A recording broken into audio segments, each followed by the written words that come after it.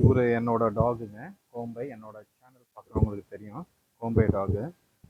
இவருக்கு என்ன டயட் கொடுக்குறேன்ட்டு நான் இப்போ காட்டுறேங்க. யூஸ்வலாக வந்து காலையில் வந்து ட்ரை ஃப்ரூட் கொஞ்சம் ஒரு 2 கப் கொடுத்துருவேன்.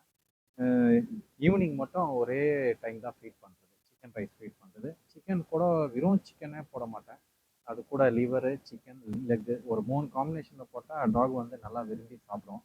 அதே மாதிரி வெறும் சில பேர் வந்து வெறும் லெக்காக போடுவாங்க, அது மாதிரியும் போடக்கூடாது, தப்பு. இல்லைனா சிக்கன் வேஸ்டேஜ் வாங்கிட்டு வந்து போடுவாங்க டாகுக்கு, அதுவும் அது மாதிரி போடாதீங்க. அது மாதிரி போட்டால் அது டாகுக்கு டிசென்ட்ரி ப்ராப்ளம் வரும், நிறைய இஷ்யூஸ் வரும். அதனால வந்து நம்மளுக்குன்னு சொல்லி வாங்குற சிக்கனில் வந்து அதுக்கு நல்லா ப்ராப்பராக குக் பண்ணி போடுங்க. இங்கே பாருங்கள், ஒரு 1/4 kg சிக்கன் வாங்கியிருக்கேங்க. சிக்கனு ஒரு 1/4 kg சிக்கன், ஃப்ரெஷ் சிக்கன் வாங்கியிருக்கேன்.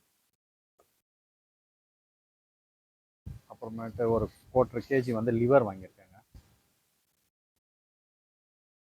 பாருங்கள், chicken liver, fresh liver, chicken liver ஒரு 1/4 kg வாங்கியிருக்கேன். கூடவே வந்து சிக்கன் லெக்ஸ், சிக்கன் லெக்ஸ். இப்போ இந்த காம்பினேஷன் வந்து நான் வந்து 3 days வச்சுப்பேங்க நான். அதே மாதிரி லெக்கு போடுறச்ச நெயில்ஸ் கட் பண்ணி போடுங்க, மேல்ஸோட போடாதீங்க. இப்போ லெக்கில் பார்த்தீங்கன்னா இதில் மினரல்ஸும் இருக்குது, ஜிங்க்கு, அயனு, ஃபாஸ்பரஸ் இருக்குது. அதே மாதிரி ப்ரோட்டீன் இருக்குது, விட்டமின் B12 இருக்குது.